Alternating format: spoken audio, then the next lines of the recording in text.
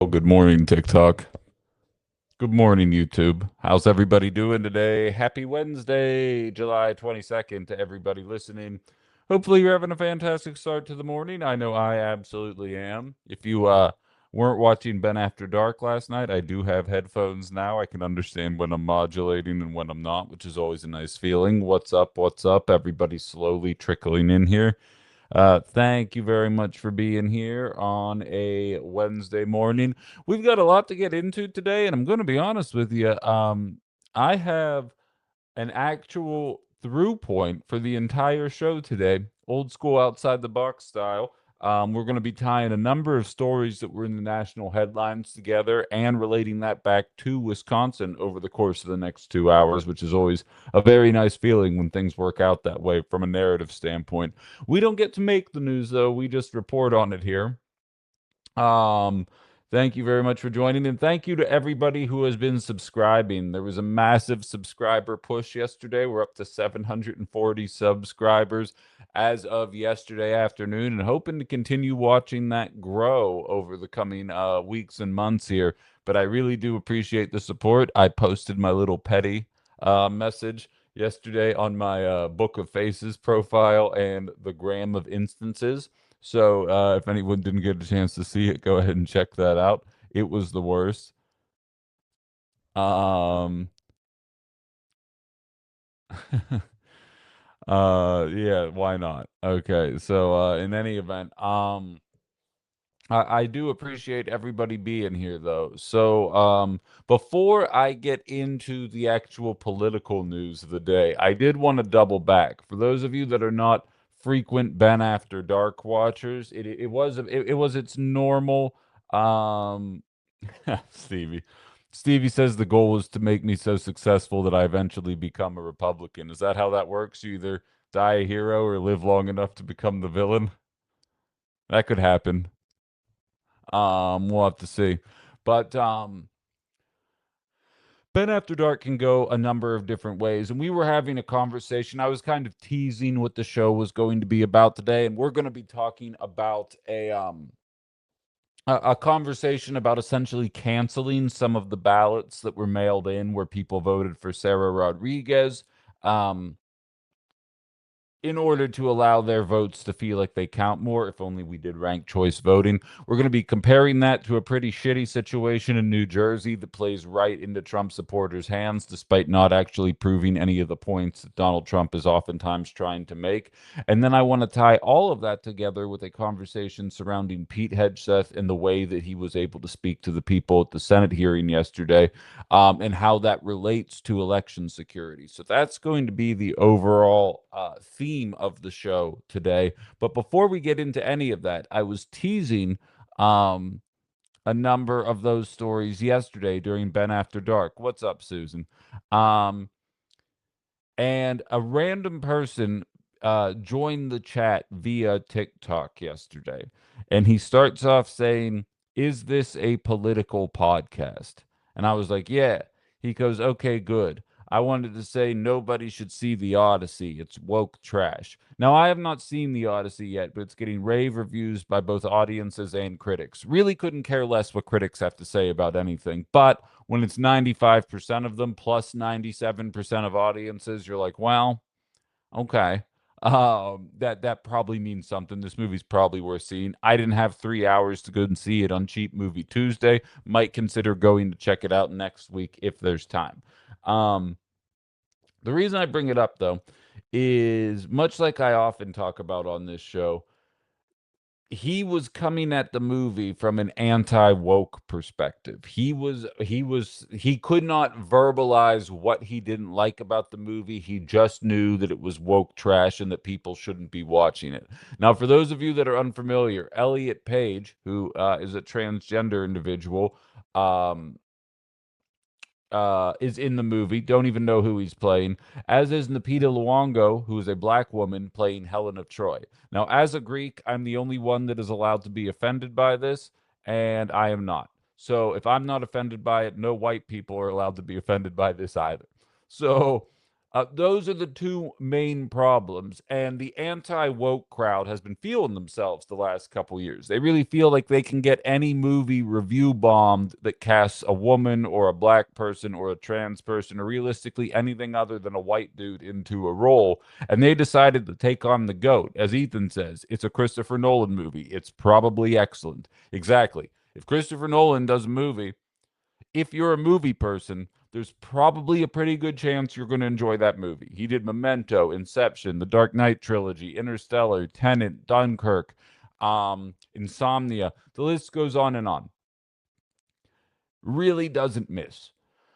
This movie bucked the trend and ended up excelling critically and commercially, with obviously, as I mentioned, critics raving about it and it being the highest grossing Christopher Nolan film of all time in the opening weekend.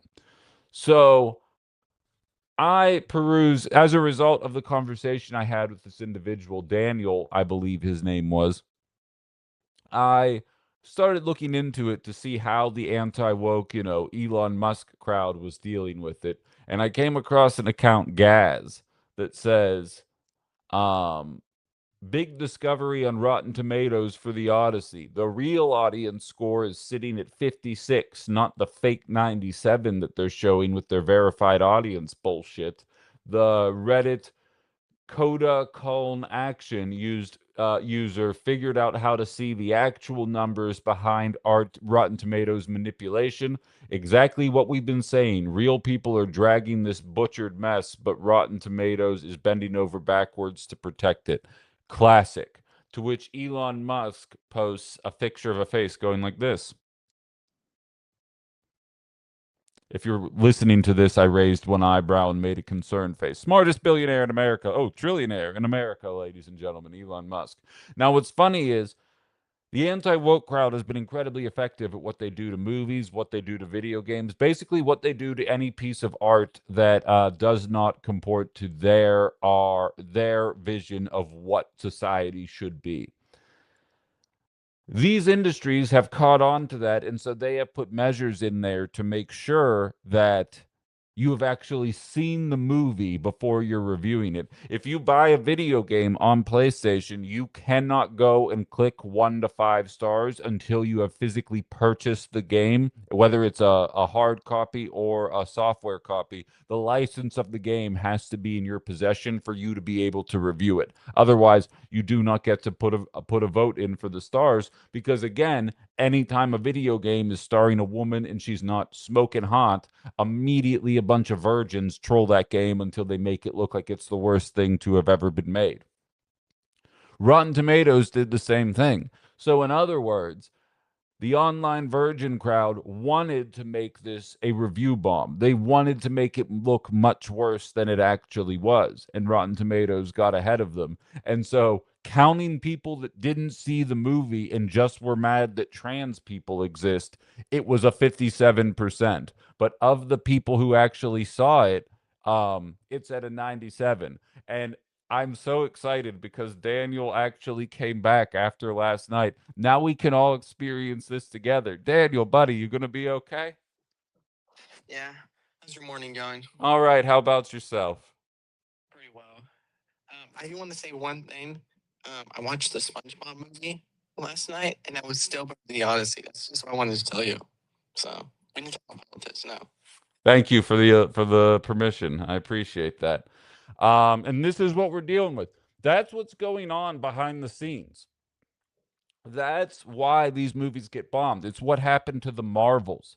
It's what happened to um Furiosa. The list goes on and on of all these movies that were actually very fun and enjoyable to watch, but a bunch of people like Daniel and his cohorts can't stand that trans people exist, can't stand that a black woman is cast in a traditionally Greek role, not white.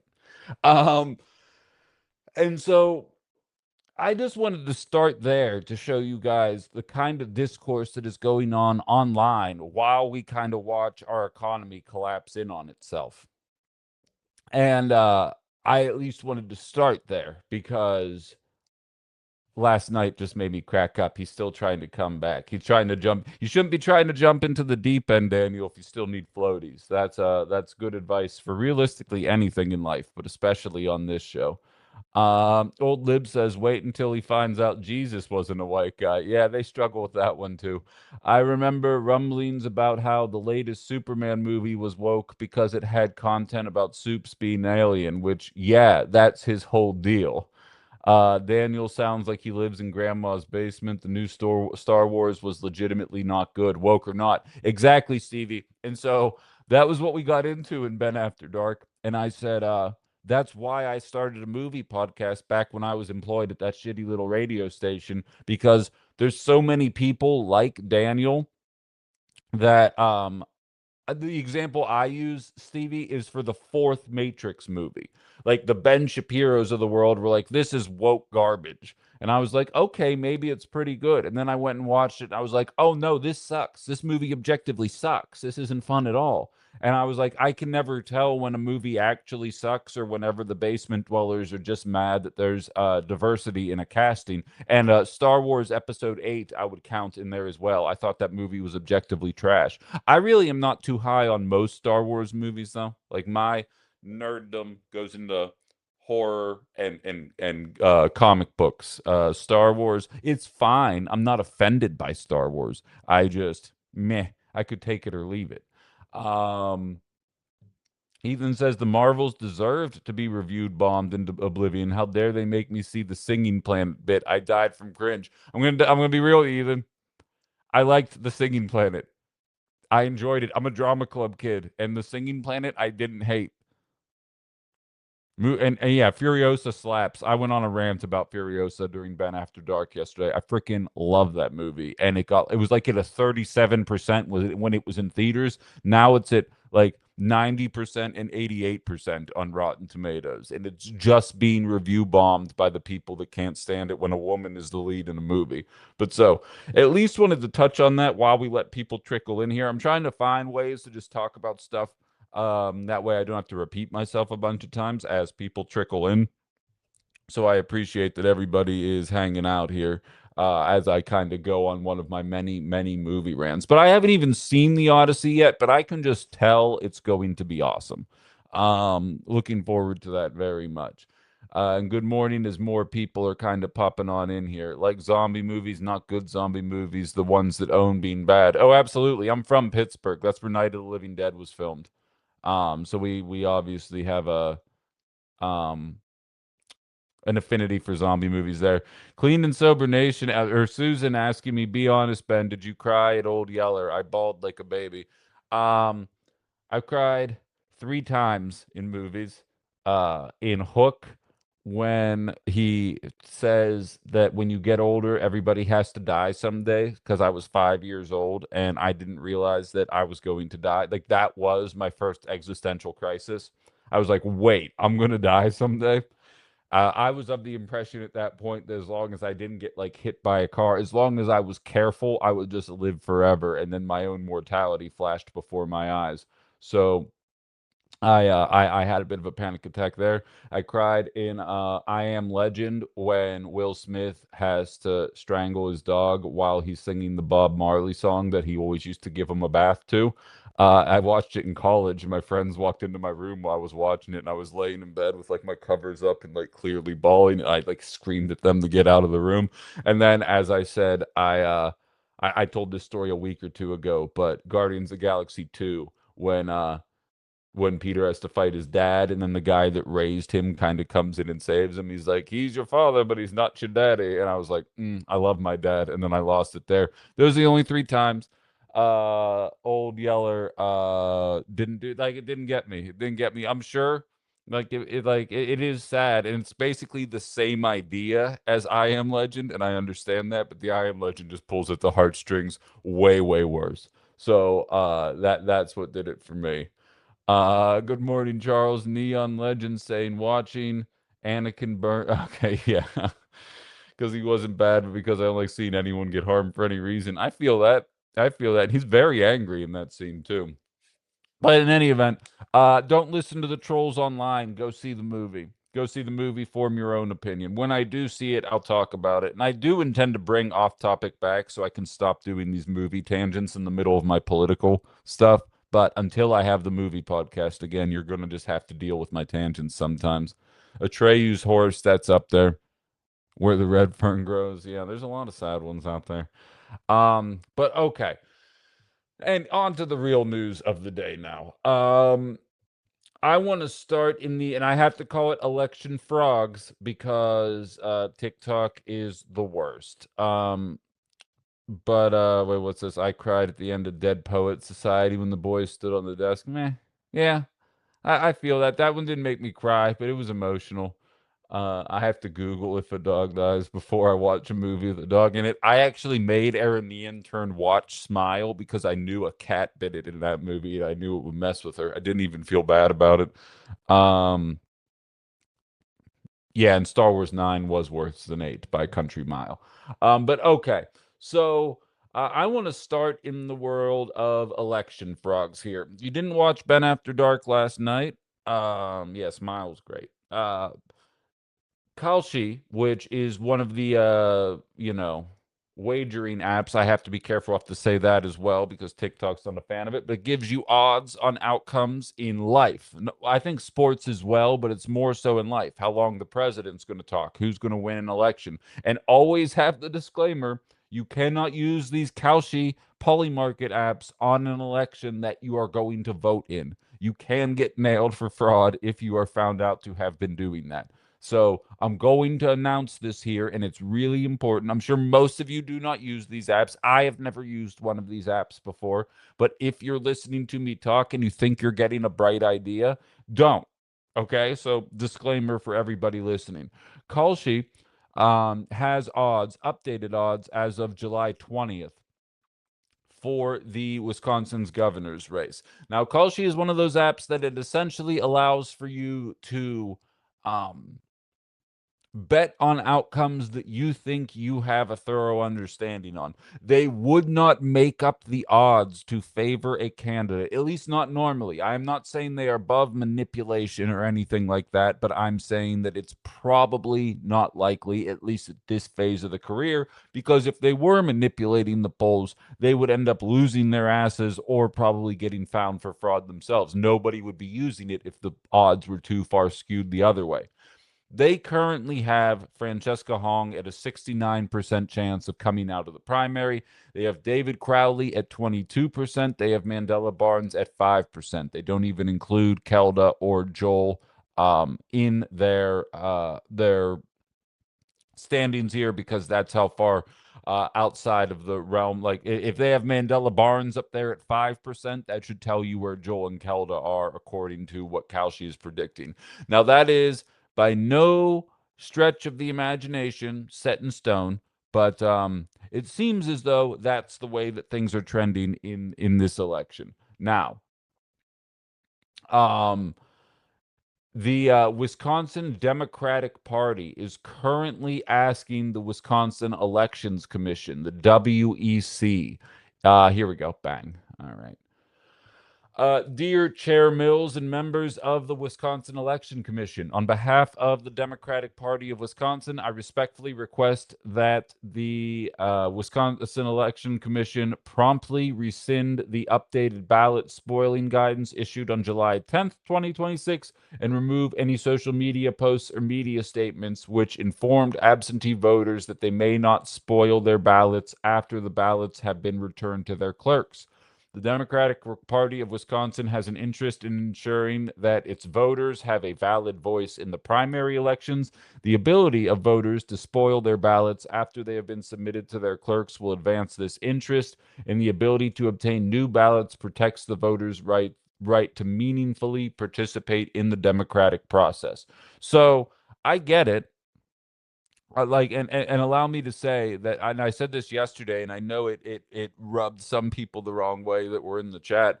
I would hope that they would do this, and I recognize that if there were MAGAs in this election, that they would be pulling their hair out, screaming about election fraud, yada, or election frogs. Sorry, TikTok, yada yada yada. But we don't have to worry about that. This is Democratic primary. So this is a matter of the people who voted early, who voted for Sarah Rodriguez, essentially because we refuse to do ranked choice voting in this country, their um, votes will not count in this election because they voted for somebody that ended up dropping out before the election happened, that no longer has a chance of winning anymore. And they are talking about whether or not they should be allowed to recast their vote. Now, I'll never be able to prove this, but I believe that if the rules were reversed, that if Mandela Barnes, who I would argue is the second leading progressive candidate behind Hong,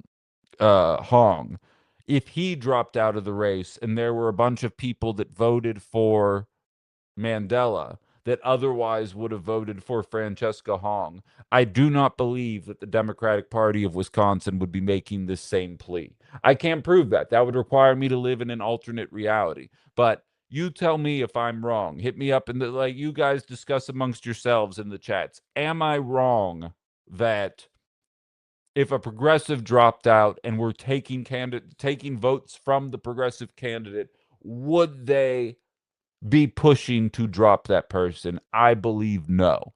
But nevertheless, what's up, Robin? Nevertheless, as I made the analogy yesterday, I never watched the Pittsburgh Steelers go to the Super Bowl after beating Tom Brady. Something always had to happen to Tom where the Steelers didn't have to play him, and then the Steelers would go to the Super Bowl. I don't want there to be questions from the liberal establishment part of the Democratic Party. What's up, Cassidy? Saying, oh, yeah, she had to win through a technicality because 8,000 people cast votes for Sarah Rodriguez, and she ended up winning by this many votes. Like, I would rather that not be lingering. I would rather the candidate who wins just very clearly and decisively comes out of the primary, and then we all move forward as one party that didn't engage in any kind of chicanery to get the candidate that we wanted to the finish line there. But I believe that that's the right thing that should happen. Well, the right thing that should happen is we should be doing ranked choice voting so that if anything like this ever happened, then you could just knock down Sarah Rodriguez as your first choice and then go to the person that you ranked second on your ballot. That would make the most bleeping sense if you think about it. But unfortunately, we do not live in that world right now.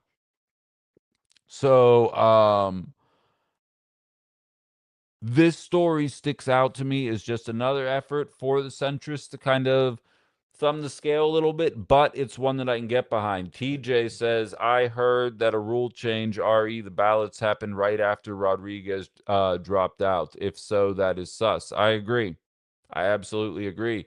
CKK says the Democratic Party, if Wisconsin's official position seems to be anybody but Fran Hong. Doesn't that feel like it? Does feel like it, doesn't it? And that's what's frustrating to me. Ethan says, hasn't there been more or less the policy you can't supplant your own ballot? I know it works that way with absentee ballots versus in person. I'm not familiar. I know somebody said that you can change your in-person ballot, but I don't know how that actually works. And again, I am not knocking anybody that can't get there on election day, but that's why I wait as long as possible to vote, because you never know what kind of stories are going to break, what kind of information is out there, so on and so forth. I will say I think I've seen enough about the candidates at this point. And I think it's always important to remember in most other countries where you have like affordable health care and all that shit, um, the election process is 6 weeks. Like that feels like the right amount of time to be able to determine who you're going to vote for. We've been campaigning since September of 2025 stuff. That's uniquely American, and I don't understand why we feel the need to do it that way. Most people don't pay attention to the last 6 weeks anyway. I was referencing yesterday Tom Tiffany going on the Quartering podcast where the host was wearing or has worn a Camp Auschwitz shirt. And that was back in December. Nobody even talks about that. And the idea that this campaign was even going on in December is kind of mind blowing. So I bring that up to set the table for where I want this conversation to go today. I'm just checking Facebook here really quickly to see what people are saying there, but we're all good on that front as well. So I am not against the idea, even though I know that same privilege would not be extended to the candidate that I wanted to see win. And that's frustrating. But similarly, there are two candidates in the Republican Party right now who are accused of, there are allegations of sexual assault that are still currently running with no intention of dropping out of the party. The centrist Democrats threw their weight behind Andrew Cuomo, Bill Clinton. You know the drill. But when Graham Plattner did it, I'm very proud to say that leftists said, get out, and we're just gonna work to find better people next time around. That's all we can do. It is in the plight of the progressive to be the bigger person, and it seems like this is going to be another one of those examples. The people who voted for Sarah Rodriguez should be able to recast their votes. I am in favor of that. I will tell you right now, if you ever try and pull that bullshit with MAGA in the race, you will be opening the door to election frogs conversations for probably the next 15 years of our lives. Yesterday, the WTMJ midday show was sickened by the fact that the Democratic Socialist was leading the race. The callers were spitting out the idea of outside of were spitting on the idea that people outside of Madison would vote for Fran. Again, I want them to give me reasons why. I defy them to give me reasons why. As I always state, I can tell you why centrist milquetoast politics bothers me. I could list 10 reasons off the top of my head. Why, not why I wouldn't vote for them, but why I believe the progressive route is the better route to take within this party, and that's where the momentum is. I would defy centrists to tell me in a meaningful way. Like, don't give me the, she went on the anti Semitic podcast. No, she didn't. She wants to seize the means of production. I haven't heard her say that one time. Like, you know what I mean? So you tell me, and I know you're not saying it, CKK, but I would defy centrists to explain to me why they believe that nobody outside of Madison. What, you think outside of Madison everybody loves data centers? You think outside of Madison everybody loves the situation that their healthcare is in right now? Even before the Obamacare subsidies failed, do you think people were fans of their health care? Do you think people were fans of how much elder care costs? You think people were fans of this stuff? No, of course not. So the idea that centrist politics are the only way forward, that nobody would vote for a progressive outside of the cities, don't get me wrong, there's a strong propaganda campaign in the right against socialism, but to be frank, it's not like they would vote for David Crowley. It's not like, oh, if only there would be a moderate person of color in the position, then me in middle of Wisconsin, rural area would absolutely vote for the Democratic Party. Like, that's ridiculous. That's a ridiculous conceit, and the idea that they're trying to convince us is that is actually kind of wild. As Kathleen says, you can change your in-person ballot up to 3 times in Wisconsin. There you go. I don't know how that would work, but those are the rules. So if that's the rules for in person, then I'm fine with it via mail. Oshkosh has a lot of Hong signs around. I've seen more Hong signs than Tiffany signs. That sure is it. Tiffany's not inspiring. That's just it, Kaylin. The Republican Party is doing the Democratic thing. As much as the Republicans love to dunk on the Kamala Harris anointment in 2024, they're doing the same thing in Wisconsin. They cleared the field for Tom Tiffany, and he is not inspiring a lot of Republican voters to show up and vote. They're going to try and scare those voters with like affordable health care or whatever, but it's they cleared the field for somebody that just isn't doing it, and that typically is a Democrat move.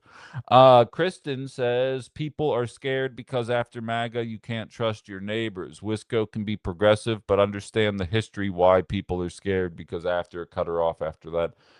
The state GOP party is so strategically bad, and they have no ability to look past their failures to improve. It's crazy. I'd argue that's both parties. We don't have proof of that for the Wisconsin Dems. I guess I mean more on the national scene. But we'll see if the Dems can get the trifecta, then we'll see if they mean business. And I say it all the time. Wisconsin Democrats escape my ire because they've been stuck in a holding pattern the entire time I have lived in this state. If they get the means to be able to enact real change and don't do anything with it, they're not going to want to be on this show anymore. I can tell you that much right now. But so that's just the tip of the iceberg, though. The fact is, Tom Tiffany is an election frog person. He cannot say who won in 2020. He's been asked over and over again. He will not say it. Hello, Floyd. He will not say who won in 2020, and it's embarrassing. It's embarrassing to continue to watch people try and twist themselves into knots to um defend what is so obvious, that 81 million is more than 73 million. In fact, it's not even fucking close. Like, it was an absolute beatdown. And if anybody is confused about how we got there, um, take a look at how the current president is presidenting. Look at how happy people are about the pointless war in Iran, the runaway cost of living crisis that was at least reducing, not nearly fast enough, but was at least reducing en route to a Trump presidency. By the time this presidency is over, it feels like the Democrats will be able to run a wet piece of toast and probably end up taking down the GOP pretty aggressively. And we're going to see exactly how true that sentiment is in November. If Susan Collins still loses to Jackson in Maine, the Republican Party's screwed. That, I think, is going to be a pretty big indictment on exactly where they are at this point. But so Tom Tiffany can't admit it. Unfortunately, in Arizona, they had their primaries yesterday, and it was a clean sweep for the morons. Anybody running on the 2020 election frogs were hopping around the entire time. They ended up winning their primary. What's funny is they can't win general elections. But what that says to me is that MAGA still wants to vote for election deniers, but that independents and Democrats, when coalesced, will be like, yeah, no, this ain't happening. And they put whatever that stuff is to bed. And you watch these candidates in Arizona twist themselves into knots to not have to answer the obvious question that's on their mind. And so when you tie that in with the idea of spoiling ballots and then going to recast those ballots in Wisconsin, and we're going to get into New Jersey in a second, if you can't tell what I am ultimately building towards here as we move forward.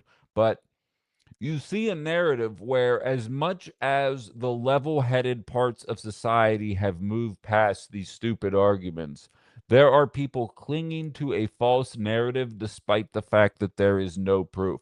Donald Trump said 6 days ago that there is proof that China got involved in our elections, and he got questioned about it yesterday, and he was like, well, I mean, what are you going to do? Like, we've already moved past all of that. Remarkable how simple these people are, like Floyd, that can be like led to water and forced to drink just without any real example of critical thought. CKK saying the Arizona results yesterday clearly show how powerful the cult around Trump is. He can anoint anyone who bends the knee. Here's the thing, though. He can get anybody through a Republican primary, but then the question is, how many of those people what was the woman's name? Carrie Lake lost twice running on election fraud. Tim Michaels here in Wisconsin lost running on election fraud. Dan Kelly, as Stevie highlighted, lost twice running on election fraud. Tom Tiffany's going to lose running on election fraud. It's a losing proposition, but unfortunately, it's a winning proposition within the confused cult. And I think it's kind of hard to avoid that reality with the prevalence of how many of those candidates end up coming out of the primaries. But I ask this question: why isn't there a conversation about the nervousness of attracting independence from the right? Why is the idea that a progressive winning a primary and taxing billionaires more is so uniquely polarizing that everybody's going to be scared and vote for the Republican, but a bunch of election denying morons can come out of the primary and everyone's like, well, we're going to see how these races end up playing out. Who's going to be able to attract more moderates? Do you notice how it's spun? Do you notice how the idea of actually impacting wealth is what scares the establishment. Election frauds, it's like, well, it's going to be a photo finish. We don't know who's going to end up coming out on top. Here's a fun fact. Google made $160 billion in profit last year. They have 190,000 employees. They have laid off thousands of their employees already this year, and that $160 billion in profits was a 44% increase from the previous year's profits. Based on the 190,000 employees, they could keep $80 billion in profits and pay every single one of those employees an additional $421,000 for their work in 2025. And instead, they chose to lay off thousands of people, give nobody raises, and move forward. And the idea that a candidate would show up and say, hey, if Google wants to lay people off and rake in 160 billion in profits and not pay anybody, we're going to tax the shit out of them and we're going to disseminate the money on our own. Now, if you're going to tax the shit out of them, give all the money to Ukraine, give all the money to the military industrial complex, give all the money to Venezuela, give all the money to another country, we still got problems. But if you're going to do that and then give everybody a rebate, since it seems as though these companies don't actually want to pay us, that should be a net positive. Election deniers are killing it in GOP primaries, and you don't hear people questioning whether or not they're going to be able to appeal to moderates. Tom Tiffany is an election denier. You have nobody questioning if he's going to be able to reach out to moderate voters or not. But the idea that Francesca Hong coming out and saying, you know, if you make $160 billion in profit and lay off your employees, we're probably going to raise your taxes, that is a bridge too far in the eyes of the liberal establishment. Here's the wool. It's over your eyes. Let's remove that wool from your eyes. The idea that progressive politics are not popular is absolute nonsense, as far as I am concerned. We're going to get into Jersey here in just a second. Moderates shouldn't be the focus of Democrats. Non-voters should be. Those are the people who are unmotivated and looking for someone that sparks engagement and will improve their life. I agree, Trees, and that is the conventional wisdom, in my opinion. The conventional wisdom is there's a lot of people out there that want to vote that do not believe in the system as it stands today. I interviewed a guy 2 weeks ago that's not even motivated by Hong. He thinks she doesn't go far enough. He's like, I'm going to show up and vote and I'm writing my name in. Not my name, his name.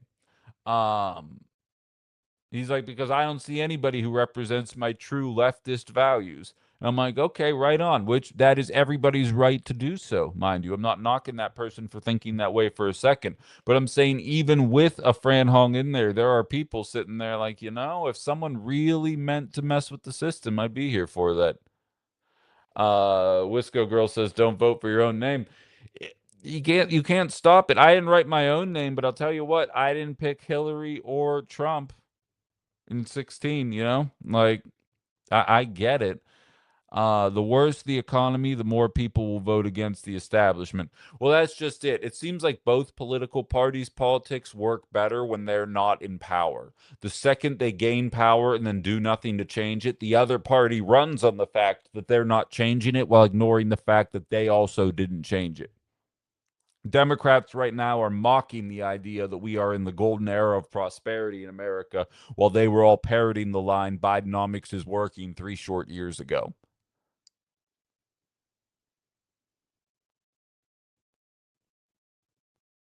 That was Eisenhower's premise. If the corporations are just going to sit on their money, I have much better use for it. Exactly. That's just a pain in the ass for board of canvassers and the poll workers who are trying to tabulate the votes correctly. No, I feel that, but it's on. Uh, here's an interesting statistic that kind of puts it all in perspective. George Washington was responsible for less people as the president than the mayor of Pittsburgh. So when the governor of Wisconsin, who's going to be responsible for 5.7 million people, is running, there's going to be people that are like the individual that I was interviewing a couple weeks ago that said he's just going to write his own name in. And I think that should be expected. We have grown to a size that the founding fathers anticipated because they said we should be changing the rules every 20 years, but could not possibly fathom where we are as a society today relative to 1776. And so the fact that we are still using these systems, having these different positions, that were meant to represent a far smaller number of people than we could ever hope today. I'm not saying we should have like 4,000 people in the House of Representatives because then we'd get nothing done, but the principles still apply. So I'm not going to knock anybody who feels that way, but I will say I understand it. Ali asks, but if I'm not going to vote for someone I disagree with, then who does one vote for? Then don't sign up to run ballots. I don't know what to tell you there. No, I feel you. I feel you. But so then we get to New Jersey, where Mickey Sherrill comes out and says 6,600 ballots were sent to undocumented citizens who were not able to vote, and about 400 of those citizens actually did vote. Now, I think it's important for me to say here that um, we do not know how they all voted, but we know that they were registered for 3 different parties. I believe in Virginia or in New Jersey, I think independent must also be a party. I should have looked it up for the purposes of this. I know there's 3 parties that you can be registered for in New Jersey, and that of the 400 people that voted, they were registered for all 3 across the board. So it's not even like it was 400 votes in one direction for the Democrats via some kind of subterfuge. Of course, that's not going to stop all the worst actors on the planet from immediately pouncing on this scenario and say, see, that's why we should make it harder for women to vote. Like they absolutely are trying to do so. And I am not here trying to convince you guys that that's the case. And we're actually going to tie the Save America Act into the Pete Hegseth conversation in the 10 o'clock hour. But so she comes out, she gets ahead of it. She says, this example exists. This happened. It happened before I was governor, but now that we know that the problems are here, we got rid of the company that messed up. I am reprimanding the previous governor who didn't do anything to address it when they were in office. And as Kristen highlights, this example in New Jersey is evidence that the system works. And she said, and we're going to do what we can to make sure that that never happens again. Now, so you guys understand, it's not like there was human error or anything like that. And like for those of you listening who are gamers, you might understand, but it was honestly just a glitch. You ever play a video game that's worked 1,000 times and randomly your character just falls through the floor and you're in this big white abyss? You're like, how'd I get here? You have to reset the game. That's essentially what happened. I am not savvy enough from a software perspective to be able to tell you exactly what went wrong, but the people were marked as ineligible to vote, and the system decided, nah, 6,600 of you are eligible to vote. Now, there were millions of votes cast in the gubernatorial race in November that Mickey Sherrill won. Thank you for the gifts, everybody on TikTok. I appreciate that.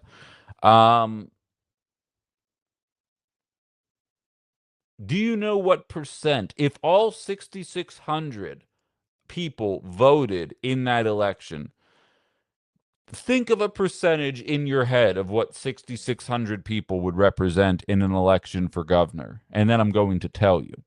What it actually was 0.006% of the voting population were listed as eligible when they should not have been. And again, of that 0.006%, that 6,600 people, 400 of them actually did it.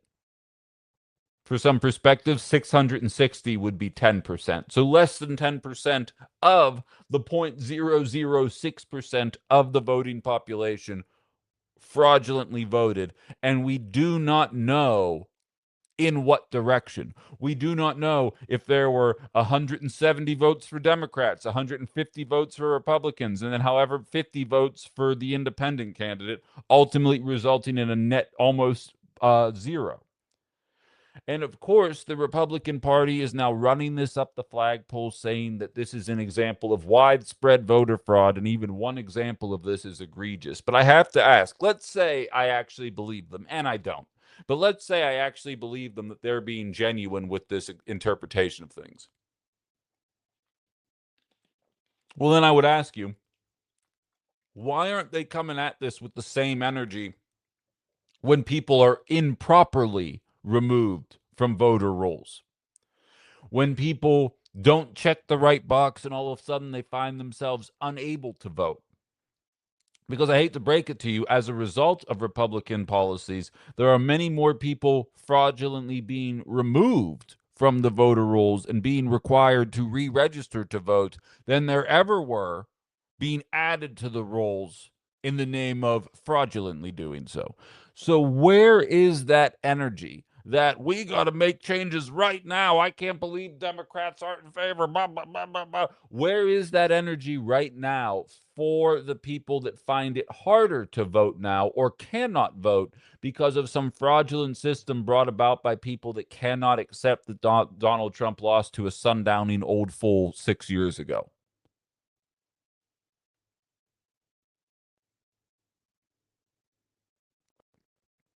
Keto scene. I think it's funny when immigrants like me vote. It upsets MAGA. I think we should keep doing it. Yeah, absolutely. If you're here, like, if you're legally able to vote, you should be voting every time. Don't let MAGA convince you otherwise on that.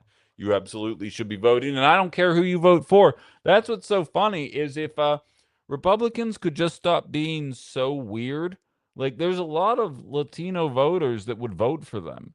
Like, there's a huge heavily Catholic population within the Hispanic vote. They're very pro-life. Like, there's things you could lean into as the Republican Party to get Hispanics to vote for you, but you'd rather just really be hateful. And like, yeah, they're going to vote overwhelmingly for Democrats because you want to go that way, and then you'd rather just find ways to make it more difficult for them to vote rather than be nice to them. That's a you guys problem. Um,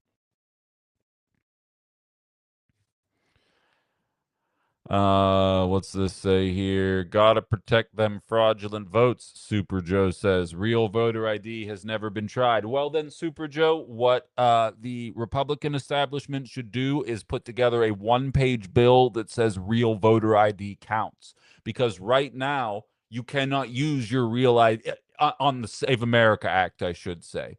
Um, with the Save America Act, you could not use your real ID to vote. They're going to make you jump through hoops to do it. If you're actually serious about the damn thing, then make it so real ID is the voter ID that would work. And I promise you, Democrats would vote for it.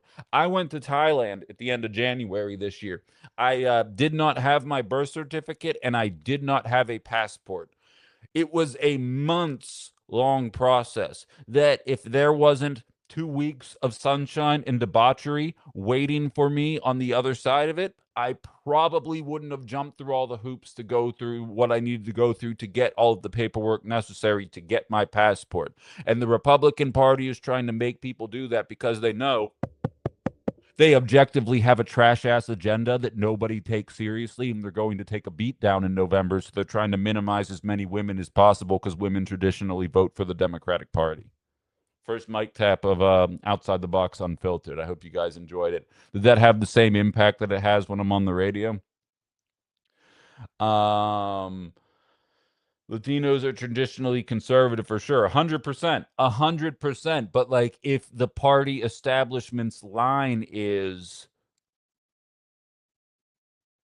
we're going to get rid of the worst, and then you're watching Hispanic people get unalived all over the country because a bunch of mass virgins get mad that Hispanic people exist.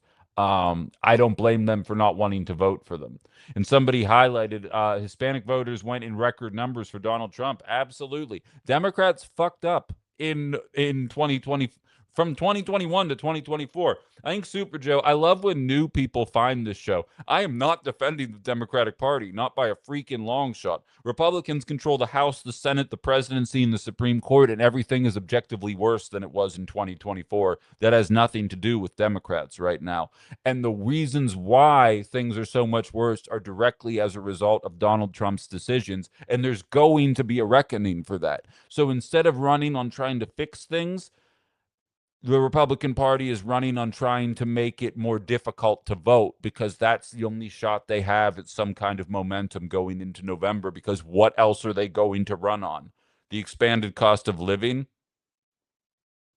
or the more expensive cost of living. I mean, the pointless war that nobody asked for, the mass virgin army unaliving Americans in the street and not facing any repercussions. Where's the benefit of this presidency that's going to bring people out? They're not going to. See Deanne say, "Yay, Mike tap." Nice, nice. I appreciate that. But I don't know how to bring the comments up on this new screen. I think I'm still gonna have to go through this route here.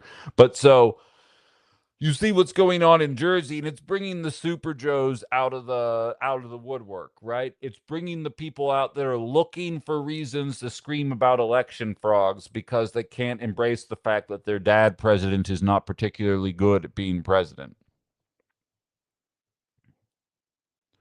Kathleen says requiring a passport or other form of ID that needs to be paid for amounts to a poll tax. I agree, and again, Kathleen, I can't stress enough. I went through the process, and I hate doing paperwork. Like, I'll admit that I am the worst paperwork doer in America. But um, I cannot express how confusing and convoluted it was, especially having to do it in a state that you no longer live in. Because I had the billing address on my debit card was still at the time on the duplex that I own back in Pittsburgh. Meanwhile, I live in with Northeast Wisconsin here.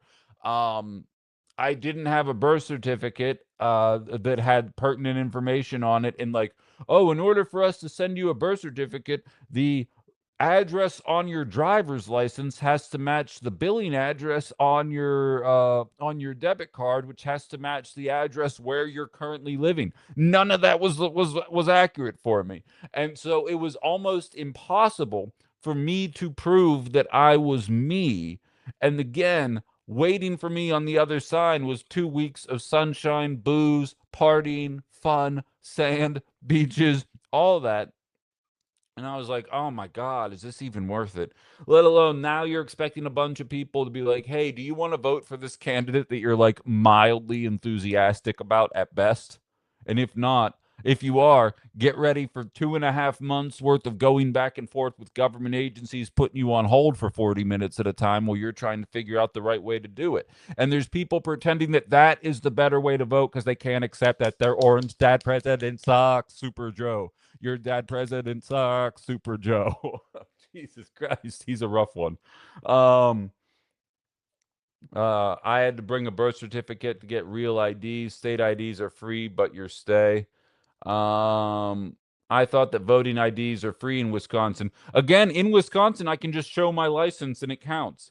I showed my PA license and it counted, let alone my current license. That would be fine. If that's what the Republican Party were actually pushing for, there would be no pushback to what is going on. But we all know that that's not what they're pushing for. They're pushing for making life harder for women because they know women traditionally vote democratically, and they're trying to find ways to stymie the turnout in November because they're about to take an ass beating and they're going to blame election frauds.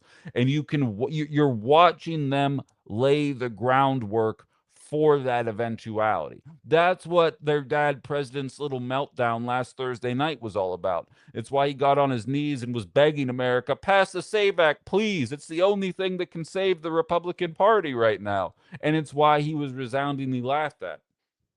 But what's interesting is, and we'll get into that more in just a little bit, the Republican Party is now going to try to tie the SAVE Act to an increase in defense spending that is uniquely unpopular. And I swear to Christ, Democrats, I swear to Christ, Democrats, if you pass that, we'll get there in a second.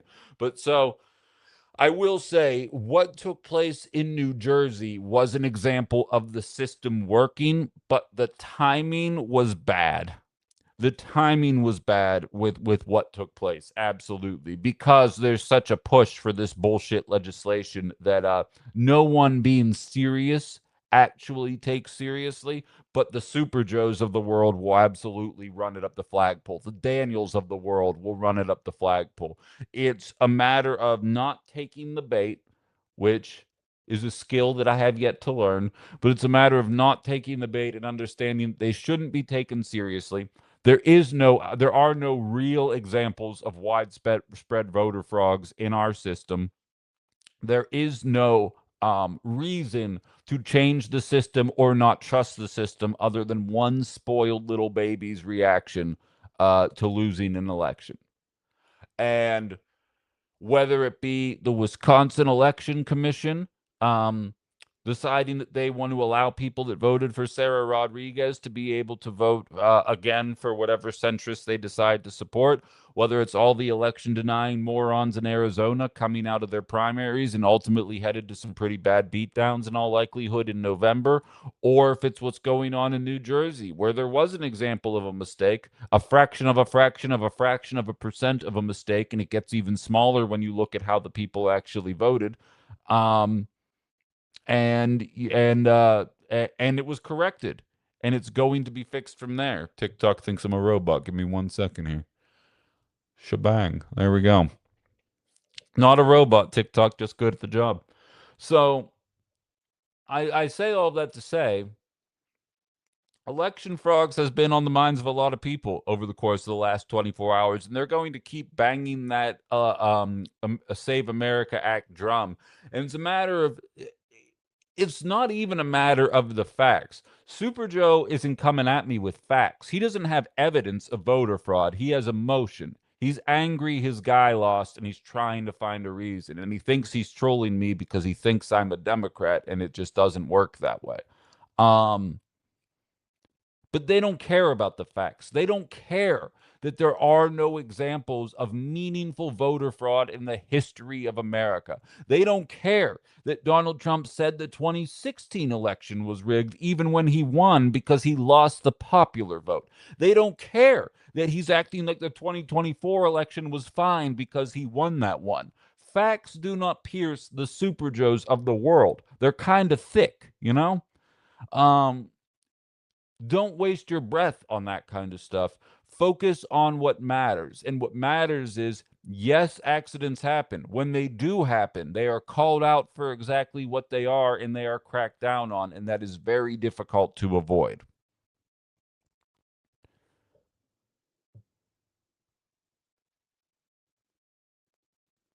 Yeah, I see something about inflation, and I'm not going to tangent because I have to get better at just ignoring. And you ladies are doing great in the TikTok chat. Keep up the great work. But when people try and compare Joe Biden's inflation coming out of a pandemic compared to Donald Trump, who was on a reduction path and then decided to fuck up 16 different times and jack the price of everything back up, I don't know that you should be taken seriously in terms of what you actually think politically. But what do I know? Your PA license shouldn't have worked when you went to vote. It needs to be. No, Wisco girl, don't even worry about that. That's why I pretended to get arrested. Go listen, go on Spotify, type in Outside the Box with Ben Cominos. Go to August 14th, 2024. I start the episode off pretending like I got arrested because I voted fraudulently because I used my Pennsylvania license because someone said exactly what you were saying. And then I brought one of my coworkers at that shitty little radio station I used to work at, and I brought him on, and I was like, "Explain to me why what I did was legal." And I had proof of residency as one person highlighted. I had my utility bill that showed where I lived in the Fox Valley. And every time I'd show up to the election, they'd give me shit. They'd be like, "Ben, you know, you only have 2 weeks to get a new ID." Or 2 months to get a new ID when you move to a new state. So get that done before the next time you come here. And I'd come back with the Pennsylvania license, and it was like a running bit at that point that they always knew. And then the time that I finally did get the Wisconsin license, it was like a little mini party for everybody that was there because I got to know my election pollers because there are no election frogs and we all know each other well. But so I was able to vote. I did not vote fraudulently, and I did for a while. Like Wisco girl, you don't even know. So there was a woman texting the show while I was doing it. She's like, "Ben, stop admitting you did this on the air. You just broke the law, and I don't want to see something bad happen to you." So I'm seeing that at like 10:25. I'm live on the air. I'm not reading it live on the air because I'm like, oh my God. Because remember, at that time in 2024, all those people were getting arrested in Florida because they had criminal records and they were mistakenly registered to be able to vote, went and cast votes, and then they were getting arrested for breaking a law they didn't even know that they broke. And I'm sitting there and I'm like, oh my God, am I about to get arrested for breaking a law I didn't even know that I broke? And like, I had to keep it together for 35 minutes. It was the longest 35 minutes of my life. I'm sweating bullets. I was ready to start just like taking clothes off. I was so hot because I was like, oh my God, I do not need this. And I immediately got off the air and I went and I'm like, I go to the program director. I'm like, dude, I think I just admitted to breaking a law on the air. And I don't know what to do. And he was like, well, do you know you broke a law? I'm like, I don't know. I said, I think I have to go to the polling place and find out. And our news director overheard me talking about it. And he comes in and he's like, nah, here's the way that it works. He's like, when you first showed up, you show them your ID, you show them the proof of residency, and what happens is you get added into the Badger book. And then once you're in the Badger book, all you need is an ID to prove that you are who you are, and you're good to go from there. And so, because I didn't even have real ID when I moved out here in 2022. So, like, that's just it. There are systems in place to ensure that the election is fine, and we're just going to act like it's not even real. I've zoned out on the TikTok chat because I don't want it to deter me, but I can see that it's still going on. I'm just going to trust that the cool people actually know what they are doing in there. And anybody who's new in the TikTok chat, please consider following this account. We do live political talk radio, 9 to 11, Monday through Friday Central Time here in Northeast Wisconsin. I appreciate everybody being here. These numbers are a little higher than normal, so thank you. Susan saying I'm a rebel. You know me. I'm telling you, go back to the August 14th episode. It starts out with Jonathan Krause on the air, and he's saying Ben was just walked out of the studio in cuffs. And then I called the studio from my cell phone and pretended like I used my one call from jail to do my show. And it was like a big bit. And like everybody thought it was real. It was my own War of the Worlds. Like I did like the Orson Welles thing. And I made everybody think the aliens were invading. They weren't. And then Donald Trump won. And then I had to like make the announcement. I was like, just so you know, I'm never going to pretend to get arrested again. So if I get arrested a second time on the air, that one's real. Um, Deanne says Save Act also severely restricts mail in voting. Some states vote mostly by mail. So, another way to decrease turnout. Enacting it so close to the election would also be intended to cause confusion. Connie says there is election frogs because the other option is Trump was elected fairly and half the people in this country are not. So that's a fair point, Connie. I hadn't considered that. Um,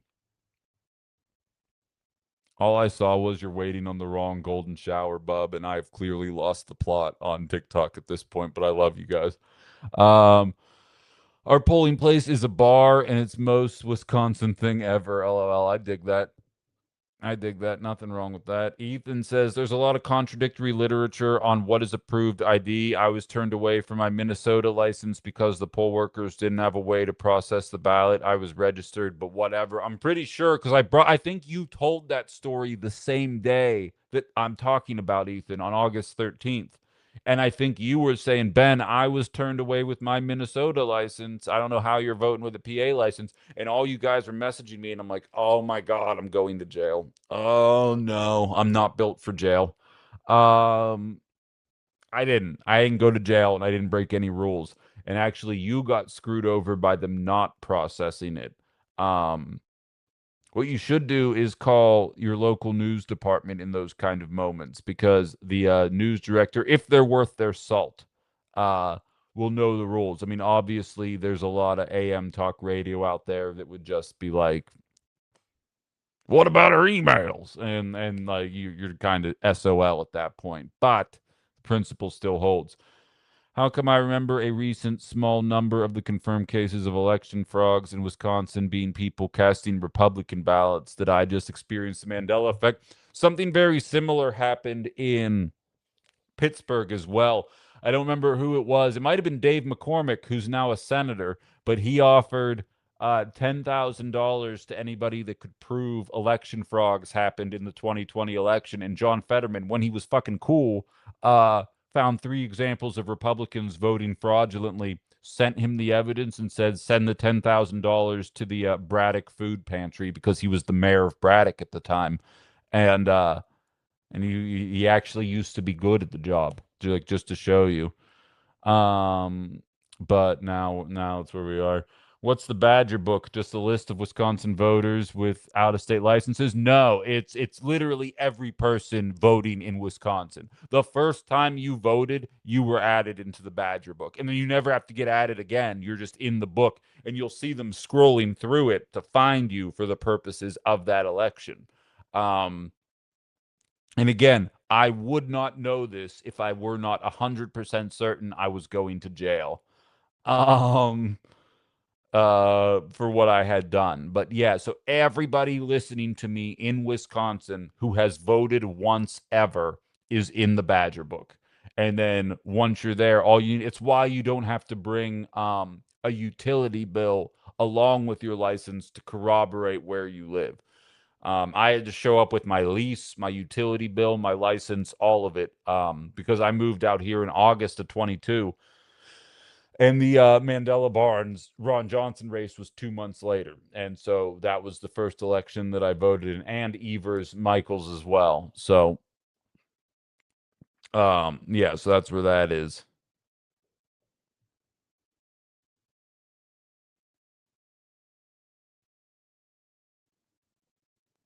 But so in any event, there are no election frogs in a meaningful way, is the point of what I'm saying.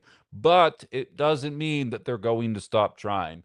The news of the day yesterday was Pete Hegseth sitting in front of the Senate, essentially begging for $70 billion more on top of the $1.5 trillion defense budget that is just far too much in a country that does not have health care or any of the basic social programs that every other industrialized nation has on the planet. Um, by the way, I have every single Republican in the House and Senate infographic that I'm going to save for socials later. But oh man, get ready for that one. But 70 billion extra dollars, and to be frank, I think if you're listening to this show, I would say 90% of us are pretty sure that is not going to be the last supplemental package that is going to be asked for the purposes of this Iran war. Um, when asked why, because there's hundreds of billions of dollars within the Defense Department that has not been spent. When asked why that's the case, they were told because that was needed to make up for years worth of underfunding during the Biden years. Now, I think it's important for me to mention that defense spending went up every single year under Joe Biden, was always between 750 and $850 billion a year. And I expressed my frustration with that, going as far as talking about how uh, uh, uh, Joe Biden would raise the prices for the Defense Department, and the failing New York Times would do a story about why it was important that we rose those funds. And then he'd talk about Build Back Better, and the failing New York Times would multiply the cost of Build Back Better times 10, put that in the headline, and say, is it really worth this kind of money? And that's when my first problems with the New York Times were starting to be born.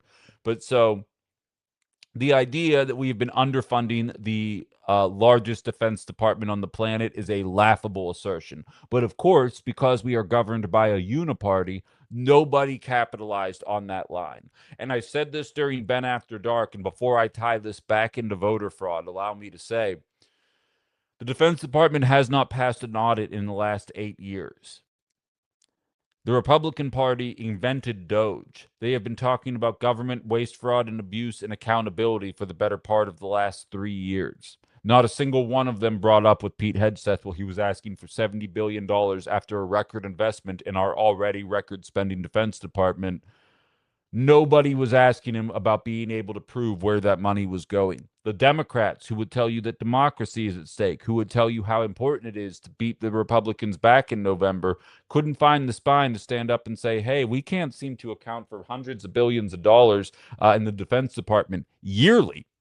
And yet you guys seem to all be talking about waste, fraud, and abuse. Where is this money going, and why does it seem like your agency is unable to pass an audit? And why should we be sending more money to a department that seems incapable of passing an audit? Not a single person brought that up. There were dozens of examples, plenty of people cosplaying as fiscal hawks, plenty of people cosplaying as accountability hawks, nobody having the guts to actually bring up the very obvious problems within our Defense Department spending, and the fact that it seems like most countries can keep us at bay with a couple of $1,000 drones. So why is it that we are accepting that we have to pump trillions of dollars into a defense budget while we watch Iran have universal health care? State-sponsored terrorism, I understand. Thank you for the gift, Self. But so not a single one of them decided that that was something that would be worth bringing up while the Defense Department is looking for a $70 billion stipend. For the record, despite all the bluster, I think it's going to pass. And I'm going to set this microphone on fire the day that it passes. I said it last night. What I watched during the Pete Hegseth hearing was the uniparty in action. I watched Kristen Gillibrand, who's a trash senator. She does not do anything meaningful for the American population, and she just devoured Pete Hegseth in a way that made me think, oh, wow, okay, Kristen, good work. And I was like, wait, snap out of it. She sucks. And then I remembered, but most people who don't follow politics like I do, are going to look at that clip and be like, oh, that's a woman that means business, and I'm going to continue to vote for her going forward. And unfortunately, she's probably going to be a mainstay in liberal politics for a very long time because she's one of the senators coming from New York. So barring some kind of meaningful primary, it seems like she's going to have a pretty easy path going forward. But it's enough to show you that when the Republican administration is this bad, Kristen Gillibrand and Ossoff, I actually am on the fence on. I think I might actually like him. Chris Murphy, though, who in my opinion is a bit of a fake progressive, a lot of these people are able to come out of the woodwork, seem like heroes because the Republican Party is governing so poorly right now. When the Democratic Party had a trifecta, or maybe it wasn't actually in 2023, so they didn't have the House and they needed Republican votes. Democrats were not nervous about sending $100 billion to Ukraine. We got to defend Ukrainian democracy, is what they were telling us at the time, while the cost of living is shooting through the roof. And just enough Republicans joined the Democratic Party to send $130 billion to Israel and Ukraine. Fuck your health care. We are now 3 years later, and the Republicans are now going to be looking for a handful of Democratic votes to join them in voting for defense spending, because we got to make sure Iran doesn't have any nukes. And mark my words, just enough Democrats are going to find their bipartisan streak in order to vote with every single Republican in the House and Senate in order to send the money to continue bombing Iran. So it turns out that Republicans are anti-war, unless, of course, it's their dad president doing the war, in which case they are again in favor of the war. And it's vice versa for the Democratic Party. And the only people who end up losing are the people that want health care. So the department, yeah, but so I say all of that to say I do think it's going to pass because I have been alive in America long enough to know that this kind of bullcrap happens all the time. There will be just enough. South Park did an episode about it in like 2003, and nothing has changed since then. You had the Republicans and the Democrats that were there. They were singing, I'm a little bit country, I'm a little bit rock and roll. You guys remember that episode? It's an older episode. And at the end of the show, they come to the realization that the fact that Republicans and Democrats make up the political electorate in America is exactly why America is the greatest nation in the world, because we're able to bomb every country with impunity, but also look like we feel bad when we do it. And like nothing exemplifies that more than ignoring the big G in Gaza for the last 3 years, two of which were under Democratic control. So you have the Republicans who are nonstop rah, rah, rah. You have the Democrats who say, look, I don't want to do that, but we can't look like we're soft on terror. So we got to vote with the Republicans here, and maybe 7 of them will vote for us next time. They won't. But that's kind of the way that the system propagates itself. Pete Hegseth looked like a scared little boy. If you saw the thumbnail that the superstar Ali made for me for my YouTube video, I said specifically, can you make it look like he's crying, please? Because he looked like a scared little boy on that stand because he didn't have the answers. Even some Republicans were dogpiling him quite a bit because they can tell their voters are pissed off because there actually are Republicans with a spine who say they are anti-war and actually mean it. It's not enough of them for my liking. But I also remember enough of the Democrats ignoring what was going on in the Middle East as well. So it's not like that's unique to the Republican Party. But so I have a feeling this is going to pass. And here's why that's a much worse issue than I'm even letting on at this point. There are efforts to try and tie the Save America Act to defense spending, this supplemental package, essentially making it so that there will be Democrats, your John Fettermans, now that he sucks, who say it's important that we fund never-ending war, and it's important that we fund the Save America Act because common sense Americans really support real ID, even though that's not what it says in the Save America Act. And I swear to God, if that's how it gets across the finish line, that this story right here is everything wrong with centrist politics in a nutshell. Are the Democrats who would vote for that bill better than Republicans in terms of social spending, growing the social safety net, and voting for things that I oftentimes align myself with? Yes. But would voting for this objectively make it pointless to vote for Democrats? Yes. And so I recognize that there is a lesser of two evils in my two sides of the same coin metaphor, but it does not change the reality that were this to trend that way, were they to give you an excuse, not a single Republican would vote for the Democrat. But you know what? A lot of leftists wouldn't vote for you, and they don't care. It's what I've been talking about since Friday afternoon happened. I've been going pretty hard on Democrats the last 2 days, so today I'm kind of switching the pace up and I'm hammering Republicans a little bit. But like, this does come back to Democrats having a spine and understanding. And again, they're not dumb. All these fuckers went to Yale and Harvard and all these fancy schools. They're not dumb. They know what the people want. They're choosing not to do it because they know that it's not politically expedient for them. Pete Hegseth can not only should the Save America Act not be passing, the supplemental aid should not be passing. We have not been underfunding the Defense Department. Nobody had the balls to say that. Tammy Baldwin was on was one of the senators questioning it. Didn't ask about that. Didn't say actually we raised the funding for the Defense Department 4 years in a row. And Pete Hegseth leads into the wokeness, right? He leans into the idea that it's we were funding woke propaganda. Itemize it for me. Itemize where the 850 billion freaking dollars that Democrats sent to the Defense Department while telling us there was nothing they could do about housing, healthcare, and food insecurity. Show me how that money was spent in a way that they are so under funded right now that not only did they need $1.5 trillion, but they're going to need an additional $70 billion in order to continue fighting this war. Can't stress enough, we're nowhere near the end of this war. Think that's pretty clear at this point. 70 billion extra is not going to be where that ends. Why does not a single Democrat have the guts to stand up and say something like that? I understand why the Republicans don't. I've understood that my whole life. Why don't the Democrats? Is democracy at stake or isn't it? Deborah says Pete's always angry. I think he will implode one of these days. I'm always angry too, though, Deborah. It's not always a terrible trait.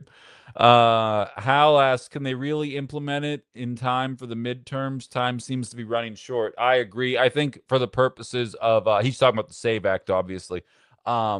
I think for the purposes of this election, it's more so a matter of just creating confusion for poll workers.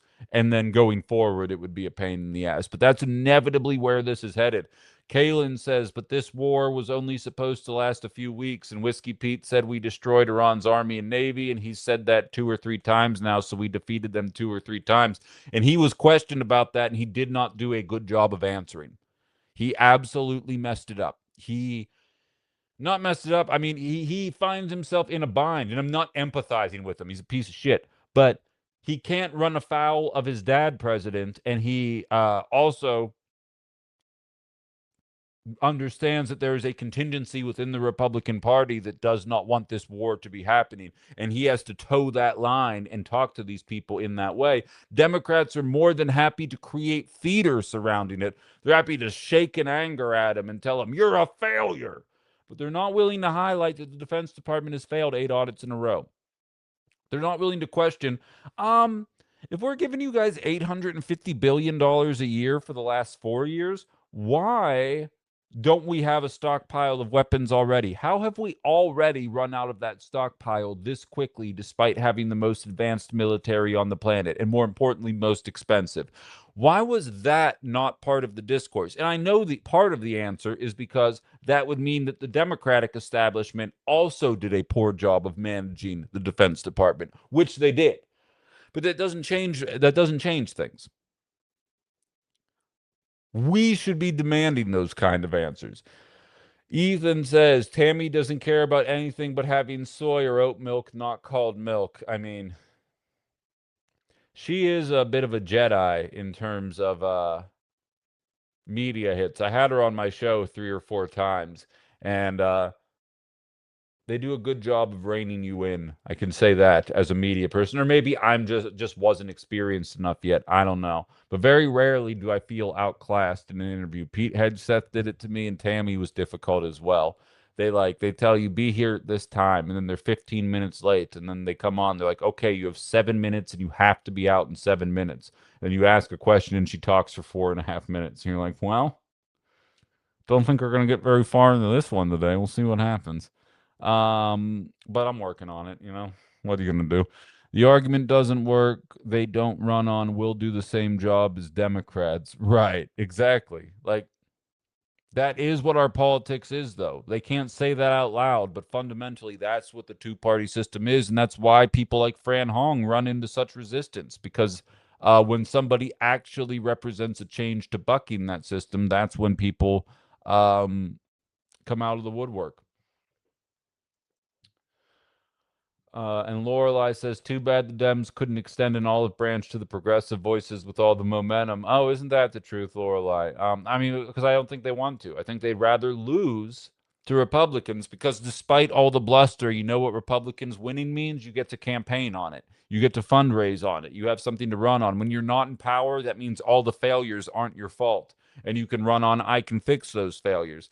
Much harder to run on being responsible for the failures and demanding to have your seat back, which is what Republicans are going to be running into in November.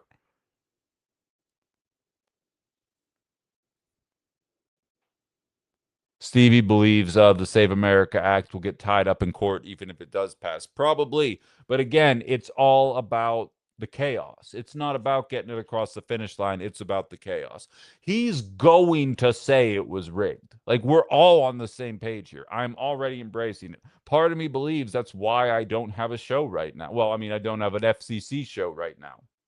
I have a better show right now, but.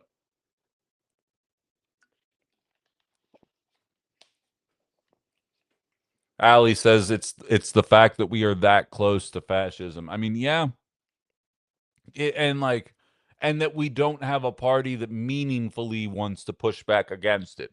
We have a party that would rather win, but if they're not going to win, I guess fascism's okay. Anything's better than progressivism. Anything's better than taxing wealthy people.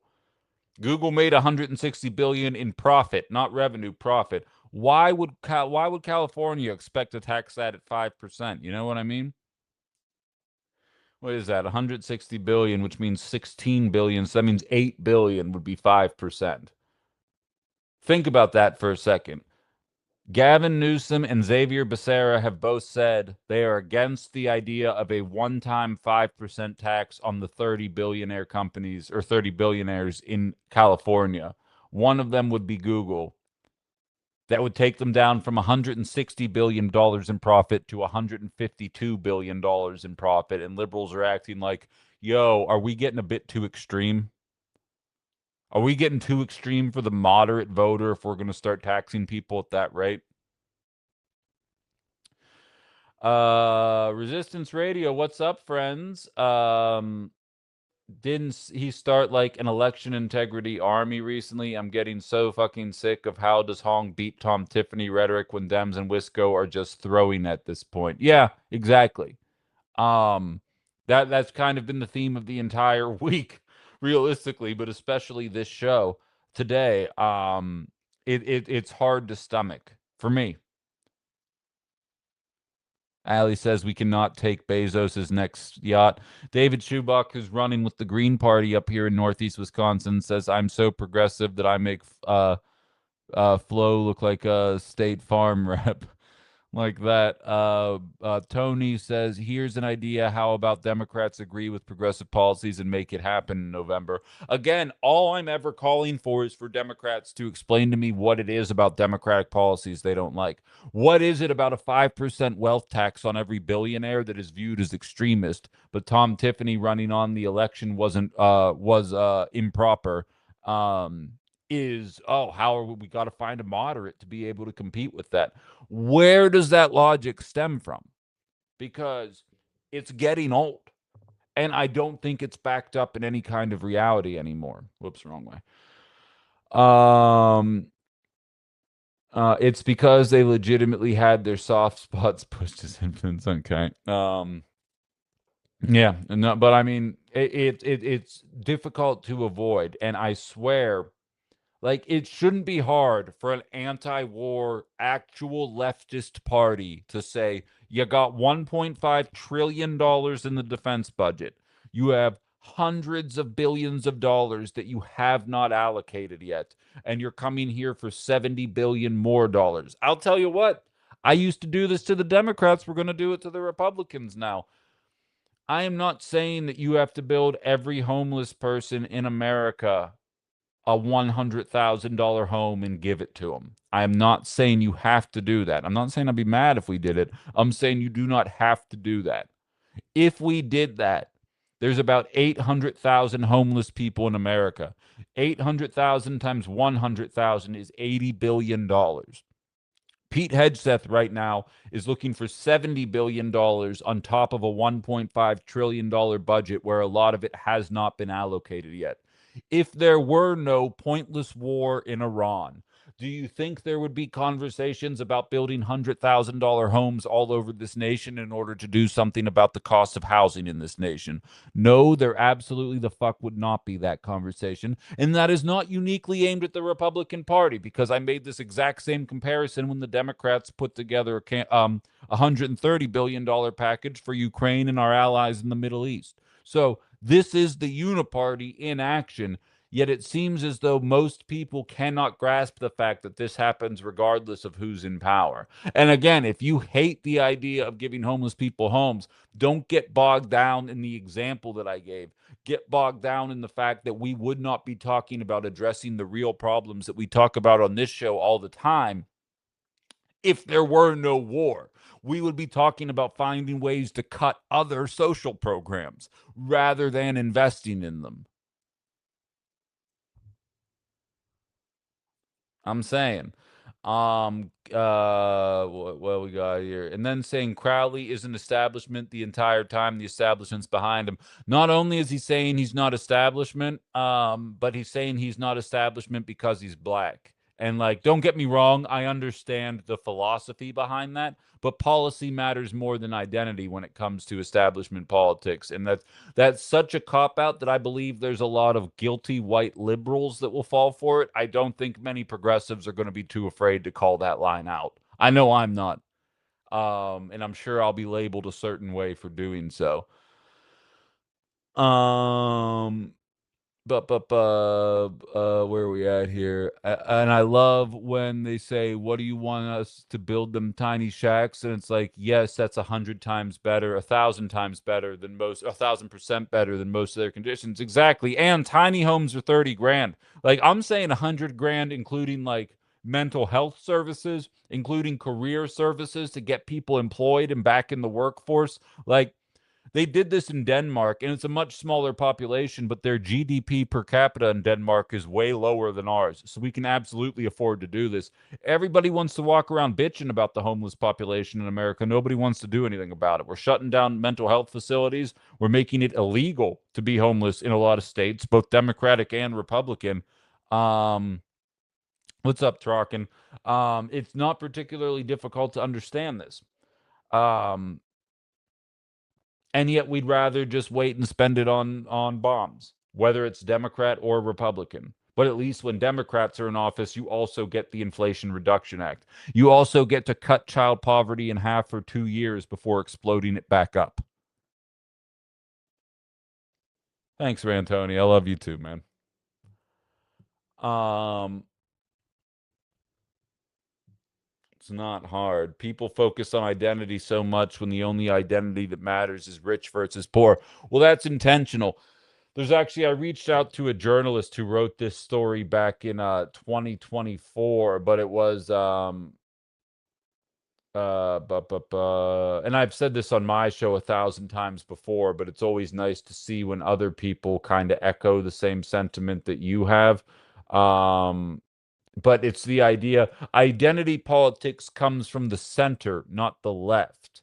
And then what happens is the left gets accused of doing identity politics when the identity politics is stemming from liberalism, because they know they can bank on that. I am a Bernie bro, right? I'm a dejected 2016 Bernie bro that was called racist and sexist for the better part of can you mute, there we go, that was called racist and sexist for the better part of half a decade, maybe longer, because I thought Hillary Clinton was a worse candidate than Bernie Sanders based on policy.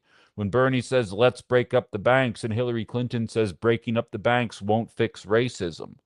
When nobody can afford to buy a home, and the Democratic Party wants to tell you, here's a plan for black first-time home buyers relative to all first-time home buyers. I understand that there are communities that have systemically been left behind and may need a little bit of assistance in the initial invention of a social program. I am not unsympathetic to that reality, but there is a large enough percentage of the entire population that feels hamstrung right now, that pretending that this identity thing, A, is leftist, or B, is going to bring everybody on board. It's hard to be empathetic when your life sucks. I'm just going to be real.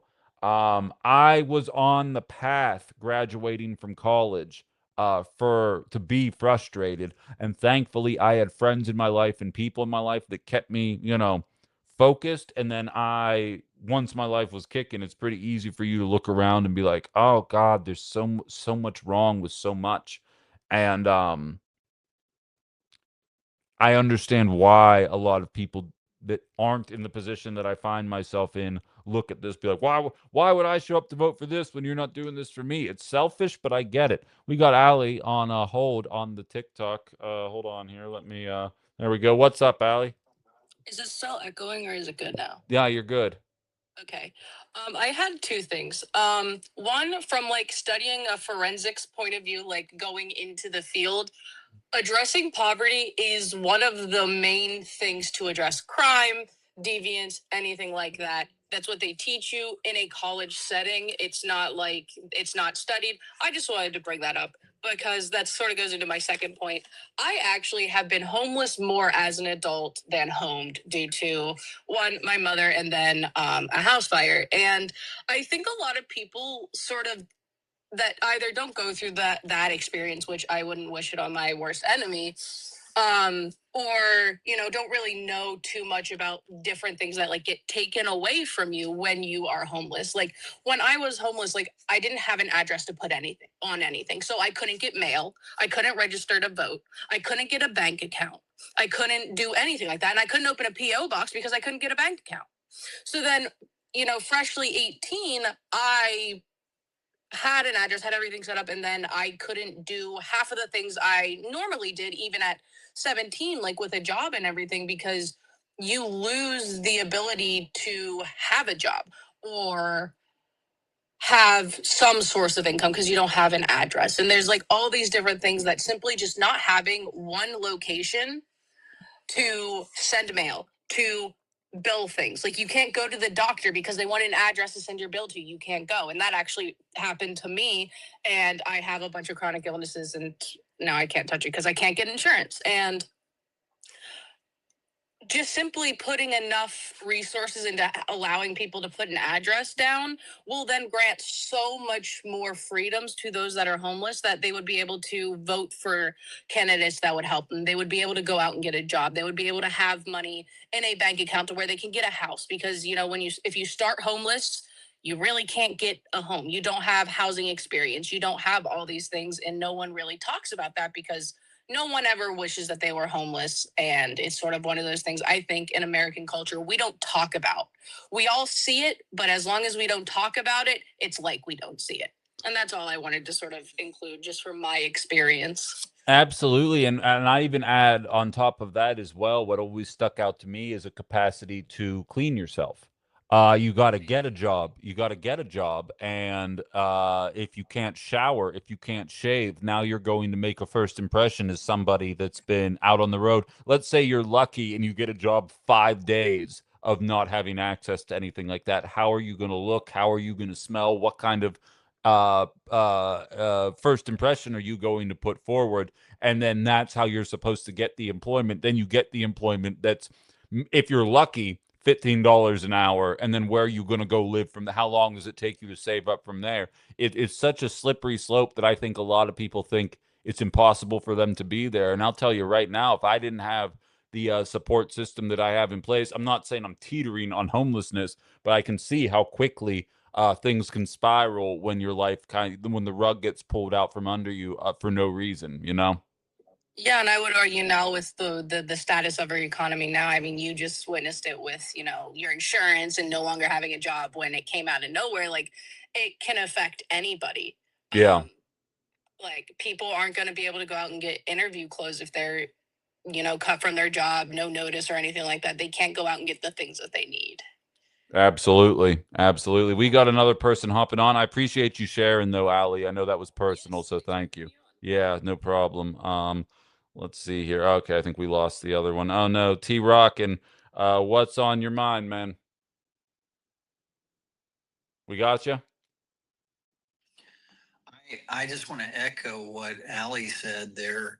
I think I pronounced her name Yeah. right. Yep. Um, I think one of the biggest ways we can, the solutions to poverty, like the poverty cycle, is home buying because you're not flushing your equity in rent.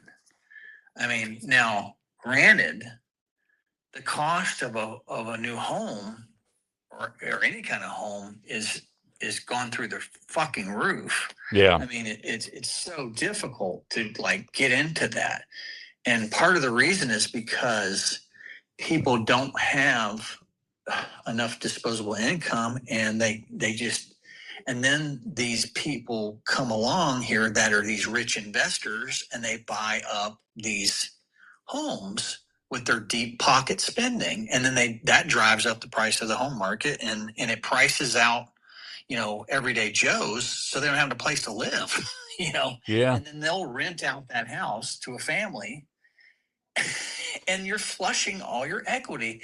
So it's like what I say a lot of times, math rules the world. I mean, learn the math, try Oh, to take advantage of the math. you want to hear some math, and I appreciate the message, Trek, and I'm going to drop you there because I got a ton more comments coming in, but you're spot on. And allow me to even go a bit further. I'm 90% sure that I'm going to sell my duplex in Pittsburgh. I think I'm about ready to cash out. I like the idea of being a landlord and always having a home base, and like if shit ever hit the fan for me, I'd have a spot to land. Um But at the same time, being a landlord from 5 states over, I'm not particularly handy. I'm not interested. The reason I haven't sold even before now is because I don't know if I would be able to get back in to the housing market. And that's with me. I bought in 2016. Like, I'm not going to get into specifics, but let's just say I'm going to clear a pretty penny if I do close on this thing. And what's crazy is, and like really think about it, this is the math that I was talking about. My interest rate was so low, my mortgage is so low that I have been able to rent out my apartments at about $400 under the market value and still turn a profit on the building. Um, and I haven't raised my rents in 6 years. I just leave the rents where they are. The people keep paying them. They're not worried about where they have to live. I've been slowly building equity. Everybody's winning in that equation. When I sell, based on what the interest rates are and the price that the home would go for, I'm going to use round numbers here. This is not incredibly accurate, but my mortgage is roughly $1,100 a month on the duplex in the city of freaking Pittsburgh. But I bought in 2016. So, of course, that was a different world back then. Whoever buys this is going to have a $2,900 monthly mortgage rate. So you tell me what's going to happen to those rents now that the cost of the home is going to be that much, because you're not buying the home to be in the red. And I understand that from a business perspective. And you take that, and that's not, what if I'm not saying I'm going to go out of my way to try and not sell to a hedge fund. I am telling you this as a very, very small time landlord. You know what I mean?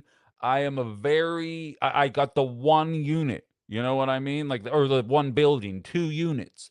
Like, that's what I do. I'm not Jared Kushner. I'm not trying to find ways to ding people and raise rents and do all this other bullshit. Like, we have a good system, but it doesn't make sense for me to continue doing it. But I sit there, and even with the profit that I would end up clearing, I'm just like, when would I get back into the housing market unless the housing market crashed? Which it might. I think it will. Yeah, resistance request up if you're trying to get on. But so, like, that's even from my own experience there. And again, this all stems back to the idea that we have the money here. Hold on, resistance. I'll just do the thing. Or maybe I won't. Let me see here. Is that what it is? Yeah, there we go. I think I just invited it. But we have the money to address this stuff, and we're choosing not to. And the unfortunate reality is that we choose not to regardless of who is in office. This isn't just a matter of the Republicans being bad at governance, which they are. It's a matter of, and these are people that work, that have jobs. Allie's going to school for freaking forensic science, and she's talking to us about being homeless with a chronic illness, not being able to get treatment. This isn't our idea of what homelessness is. If you're putting the time in, you should not find yourself in these positions. And more people are finding themselves in that position regularly, and it's not a great place. Nurse Life says the 3% interest rate is why they won't sell. I have been in the same boat. Like, I have been very stubborn about selling. I have a lot of people in my life who say keep it, and I have a lot of people in my life that were like, I would have sold 3 years ago and just been on easy street financially for the foreseeable future. And like, I have plans to invest it and do all that stuff. I'm no dummy. Like, I know what I'm doing. But like, I also know that I have been very fortunate in my life to, as I've stated multiple times over, I don't have addictions. I don't have children. I've never been arrested, so it's easy for me to find work. I don't have a lot of the baggage that comes with your average American life, and I'm fortunate. It's not because I'm special. I'm just fortunate. Um, I emailed the Calumet County Democratic Party guy and asked if I could get a Fran Hong yard. Okay. If a group has been disproportionately harmed, if you improve the situation for all of the poor, a disproportionate amount of the people that benefit would be from that group. Yeah, I agree. Resistance Radio saying literally one of our co-hosts is homeless right now, but you never know because we have a myopic view of homelessness. Oh, absolutely. Absolutely. Sorry, I'm way behind on these comments. I'm trying to catch up with everybody here. But I guess what I really want to know from Ben is why didn't he leverage the equity on the duplex to buy more duplexes? Because, yeah, right. That was the plan. You know what's funny, CKK, is when I bought the first duplex, I was going to become the monopoly man. And I understand that that's how rich people get rich. That's what's crazy is. And like for those of you that don't own, and again, I'm not rubbing it in, I'm just telling you that this is how it happens. And I think a lot of people are unaware. You buy the home and then you pay off a certain amount, whether it's 20% or whatever when you go and buy the home. And that 20% counts as your equity. Then the cost of the home goes up. Now, we're in a unique time period in society when the cost of that home has shot straight through the roof. But so the improved cost of the home plus the home you paid off is now the equity that you can borrow against. So my house has essentially doubled in price in the last 10 years. So I can take essentially 100% of the cost of the home and I can borrow against 80% of that. And that money is now a tax write off. And you can use that to put a down payment on your next duplex. And then you have the equity in that building. And that's why there's a lot of people that tell you, if you just nose to the grindstone and do all this. Now, I personally hated being I still am. I shouldn't say hate. I don't like being a landlord. Anytime something goes wrong, and I got a giant hole in concrete right now that is in a back porch, we're talking about 5 figures worth of repairs that I'm going to have to jump into, which is perfect because I just lost my paycheck. So, this is exactly the time that I'm going to need this kind of stuff to be happening. But like anytime that stuff happens, it's just like, why am I even doing this? Why am I not just thoroughly invested in building my media career? But to answer your question, that is the smart businessman move to do. It's what my brother's doing. My brother stuck with it. He bought a duplex a year after I did, and he now has like 7 of them, and he just keeps it rolling. But he also says, you don't understand how lucky you are that you never have headaches. He goes, you just show up, and they pay you the money, and then you kind of move along. He goes, my tenants, I got to take them to court. I got to do all this. With more tenants comes more headaches. When you only have 2 groups of people you have to work for, you can thoroughly vet them. And it's just, you're just on easy street from there. And realistically, no chance in hell that my media career would have started if I didn't have the duplex. I was in my 30s making $10 an hour producing talk radio in Pittsburgh. That is not sustainable unless you're living at home in your 30s trying to build a career, which is why we have record numbers of people living at home in their 30s. I did a job I hated for 5 years, bought a home, which is what the American dream used to be. Do a job you hate, put yourself in a position to be able to do things, and then do whatever you want for the rest of your life. That's supposed to be what we all are able to be on track to do. And a smaller and smaller percentage of people are finding themselves in a position to be able to do it.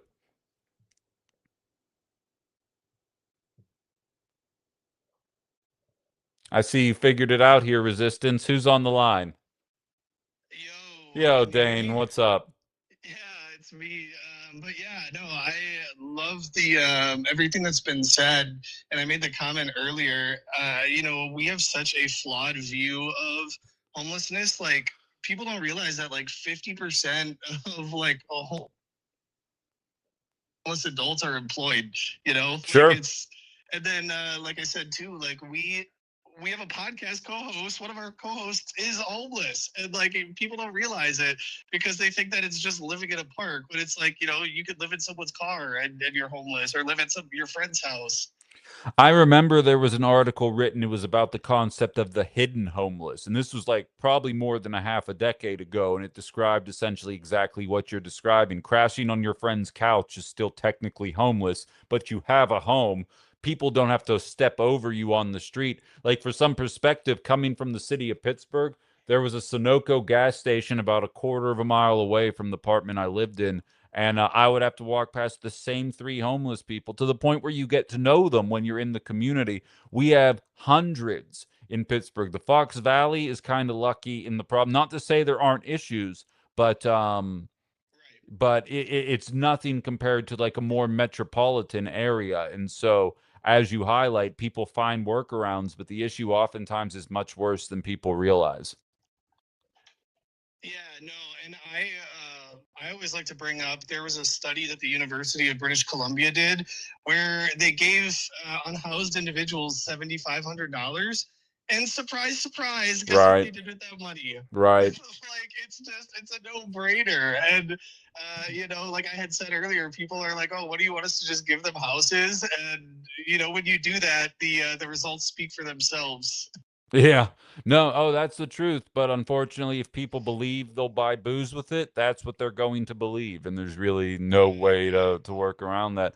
Hey, I appreciate you chiming in, man. Always good hearing from you. Yeah, we'll talk soon. Yeah, we'll talk soon. Dane is on Resistance Radio. They had me on 2 Thursdays ago. It's actually available on my YouTube page. It's like the one that very clearly looks like I'm not doing it from this setup. If you want to go ahead and check it out, it's a pretty good conversation. It's Dane, Emma, James, and Pete. All very cool dudes. So go ahead and check it out. But yeah, I wasn't anticipating a homeless conversation, but I think it's worth having here because when you hear the way that we are able to find money so quickly for bombs, it gets very frustrating. We're not able to find money the same way for situations like this that, in my opinion, are much more impactful. People don't realize just how many of their peers got their starts from family help. 1,000%. I mean, in Mediterranean life, I think I've talked about this before, but it is commonplace for adult men to live at home with their parents until they're married. If that were the case, I would still be living with my dad right now. But when I moved out of college, I lived out with some friends from college for a little bit, and then I decided I would rather save every dollar that I made and then be able to buy the duplex that I ultimately ended up buying. The only way I was able to do that was I had a dad who was like, come home. I want you to live here. Come home. I'm not going to make it weird. I'm not going to charge you rent. I'm not going to ask you every day, when are you going to leave? I know you're working. I know you have an agenda. Whatever you need, I will help you to the best of my ability. I did not grow up rich, but I grew up rich in resources, meaning like people in my life that care and are willing to help make a difference. And ironically enough, I somehow was able to find that again here in Wisconsin. I think I'm a lucky son of a bitch in a lot of ways. Um, and I think acknowledging that helps get us where we need to go is worth acknowledging. Ethan says almost everyone is one shitty day away from being homeless. Exactly. Everyone likes to think it can't be them until it happens. I think my favorite line actually is you are closer to being homeless than you are to being Jeff Bezos. Tax the rich. Because oftentimes people say they don't want to tax Jeff Bezos in the name of funneling that money into the poorest populations in the country. And it's because in the minds of a lot of voters, they believe that one day soon they are going to become Jeff Bezos, rather than realizing that they're more likely to be laid off by Google for no reason other than they want to keep a larger percentage of the $160 billion in profits. Robin says, I love helping my kids. Exactly. Like, I crap on boomers a lot, and it's deserved. But like I said, I have boomer parents that would have walked through hell for me. And I know, Robin, you're the same way. And there's a lot of boomers out there that operate the same way. I also produced a show for a guy that referred to getting his kids out of his house as getting his kids off the payroll. He said they have till they're 22, then they got to figure it out. And it's just like, as my dad would say, that's the white people approach. He's like, you're Greek. That's not how we do things. And I'm like, all right, good enough for me. And I lived at home. I lived at home for a year and a half. And at times, it's like embarrassing, right? You're 24, 25 years old. What's funny is in 2026 terms, being 24 and living at home is just the way. But when I was doing it, I was like, oh my God, I'm such a failure. I went to such a prestigious school. All of my friends had connections at like financial firms and doing all this shit that I didn't want to do. And we're making good money, and I'm sitting there like trying to figure it out. And then all of a sudden, I was a duplex owner doing my dream job. And like it kind of comes on you like a bat out of hell. And I'm not saying, and again, like I can relate to boomers on this. I am not saying that it was easy. I graduated into a recession. I lost a parent and dealt with a terrible bout of depression as soon as I got out of school. It was not easy, and I had to put the time in and make sacrifices, and I got there. And I can wholeheartedly say anybody who is graduating college now has it infinitely harder than I ever had it. And it's not even close. And anybody who struggles acknowledging that reality is getting defensive about their own life. Because I can look at the systems that are out there, and I thankfully I haven't even updated my resume. I am mentally committed to I'm going to become a user-funded, crowd-funded, with sponsors, uh, uh, independently owned talk show where the content of this show cannot be controlled. That's going to be where this goes. I'm not even thinking about doing the application stuff. Go look it up on your own time. Read about the people applying to ghost jobs. We haven't even done segments about ghost jobs. Those are jobs that are listed on sites that don't even go anywhere. They're not even looking to hire. My old radio station, not the shitty one I was just at, the one before that, has had part-time talent and part-time producer jobs available since COVID. They do not hire for those positions ever. They don't even look at the applications. I can tell you that from firsthand experience. The ghost jobs are everywhere. Go listen. Even at the shitty radio station I was at, they would run ZipRecruiter ads during the show. Listen to the ZipRecruiter ads. Listen to the Indeed ads. When I was growing up, those ads were aimed at the job seekers. They were like, you think you're qualified for this? Hop on Indeed and find out. Go listen to the ads today. Now they're telling business owners, hey, you should be using this. You'll get 30 qualified candidates in a day, and you can make them jump over one another like fish in too small of a pond to see who will work for the smallest sum of money for the job that you're offering. I understand what it's like out there, and it's much worse. And again, graduated in a recession. Jobs were fine in Pittsburgh, but nationwide, bit of a bitch, bit of a bet to get employed in 2010, 2011. Infinitely more difficult in 2026. Infinitely. And that doesn't mean it was easy for millennials and no boomers. I'm not saying that you had it on easy street, but I'm saying you had it easier than what millennials had. So like just a bit of self-reflection I think would go a long way in the homelessness conversation, in the unemployment conversation, and it all boils down to the fundamental question of outside the box. Why do we feel like if you're not working 100 hours a week that you deserve to be miserable? Why is it that like I used to say it all the time on the show? I pledged a fraternity in college. There were people that like got off on the idea of making the pledge's life a living hell. And then there were other people who were like, this is kind of stupid and outdated, and I'm not taking it seriously. And to me, the people that enjoyed making pledge's life a living hell are the people that enjoy nowadays telling people, yeah, maybe eat less avocado toast. Like, who hurt you? Like, what about your life is so bad that you can't rationalize it, you know? I don't get it. Sean O'Reilly, who's running in the 56th district, says the last time, wait, hold on, it's freezing on me here. The last time I felt financially stable was when I lived at home. Been struggling ever since. I asked if I could move back. They laughed. I feel like they thought I was joking. I took that as a no. I'm sorry that happened to you, Shauna, but I get it. I get it. I was very fortunate that people reached out to me after getting laid off and offered me with like a safety net to kind of be able to restack my chips while I kind of build a subscriber base and find a couple more sponsors of the show. Otherwise, I'll be honest, I do believe I was fired with the intention of me taking my ball and going home. I think I was supposed to want to move back home because again, I own a duplex. I could go to my dad's house for 5 months until the guy's lease runs out and be like, I'm going to need you to find another place at the end of that lease because I'm moving back in. And I can live rent free again as long as I still have the duplex, which I might not anymore. We'll find out. But That was basically my game plan, and the people of the Fox Valley rallied around me and were like, "No, we'll do this. We'll do this. Let's help you do this." And now all of a sudden, I have a very cheap apartment. I have a sponsor. I'm doing the job that I love still, and I can envision myself in the Fox Valley for at least the next year, if not the foreseeable future. And it's a very pleasant feeling to have, especially because I want to make sure that my voice is heard before November. And that would have sucked if I would have had to been doing it from Pittsburgh the entire time.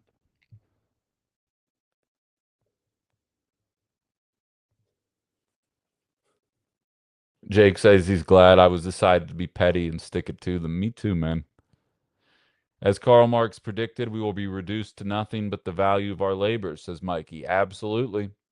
Absolutely. That makes you a socialist. I was incredibly lucky that my parents let me come home when I left my abusive relationship. Absolutely. Absolutely. Almost made a joke about your dad, but then I realized there's a lot of new people in the chat, and if I made a dead dad joke to a listener, I don't think that everybody would have appreciated it.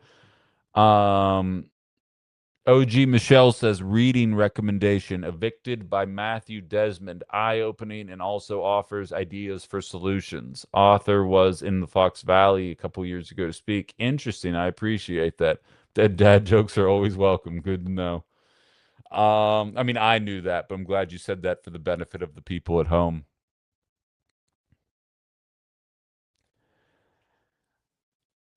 Gail, I see you talking about boomers being raised by Great Depression parents. The grandparents taught our parents to be afraid of not having enough. I'd argue boomers kind of go the exact opposite reaction or the exact opposite direction personally. I feel like they are the product of excesses in their adulthood, in my opinion. Um, Excesses that kind of put us in the position that we're in today, unfortunately. But I don't know. It's an interesting conversation, and I don't know if we're going to get to the bottom of it today, but I do appreciate people sharing their own shared and lived experiences with it. I know it's not easy to kind of unpack a lot of that baggage when you're, especially publicly. There's a couple hundred people listening to us across the 4 different platforms here, so I appreciate everybody sharing their thoughts on the matter and just kind of being open and honest to show you that college students, people that have jobs, people that work, people that fall in hard times, they find themselves in a position. Carla brings up a whole other element of it where you're in a relationship. How many, and you know, I'm not assuming this is the case, but let's just be real. Statistically speaking, I'm right. How many women are out there that were stay at home wives, moms, whatever? Then all of a sudden they're in an abusive relationship. They don't have the resume to go and find a job. And what if their parents don't let them come back? Where do you go? Now you're in that situation. Like, it's not unfathomable to be in that position. And it's really not hard to imagine yourself there if you're an empathetic person. We got one more person coming on in here. We'll see where it goes. And then I feel like this is a new person. So this could be fun or it could be a train wreck. Let's see what happens. Hello, you're on Outside the Box. You there? Nope. Okay, well, that was fun. That feels like as good a time as any to wrap the show up. Guys, I love you all for subscribing. I see I'm up to 71 people on TikTok. If you're new here, we do live talk radio 9 to 11 Central Time, Monday through Friday, and I also do an hour in the evening, 7 to 8 p.m. Please consider following the page. I recently got fired for being too good at the job and speaking truth to power. So if you appreciate good independent media, every follow, every subscriber, every gift absolutely helps. I have link trees in my YouTube and Facebook that can connect you to all of my socials. Very focused on the tube of you right now. We crossed the 740 sub standpoint. Now we're pushing to 1,000. I'm not going to do the campaign push every single day like I did yesterday, but so many of you guys came through for me yesterday. I did not expect to pass up a certain radio station in 30 days, and the fact that we are now above them makes me feel so good about what we're doing and so good about the community that we're building here. So, Ben Cominos is the name. Search me on all of the different platforms there, and please do consider giving me a follow. I would appreciate that very much. We're in the process of building a studio and getting really fancy looking here. So, We'll be there. Oh, I'm going to be at the Appleton City Hall tonight at 5:30. Another flock meeting. We'll be talking about that if anything of value happens during tomorrow's show. Ben After Dark is tonight at 7. I'm actually going to be joined by Meg, who I have met at a couple of these different flock meetings, and I actually met at a DSA meeting on Saturday as well. She runs one of the Instagrams for Francesca, accounts for Francesca Hong. She's going to be chiming in with her thoughts on the matter as well. So that'll be tonight. Should be around 7, hopefully. Alex just says, "Fuck yeah, Meg." I know we bumped into each other at the DSA thing, and we ended up enjoying the conversation quite a bit.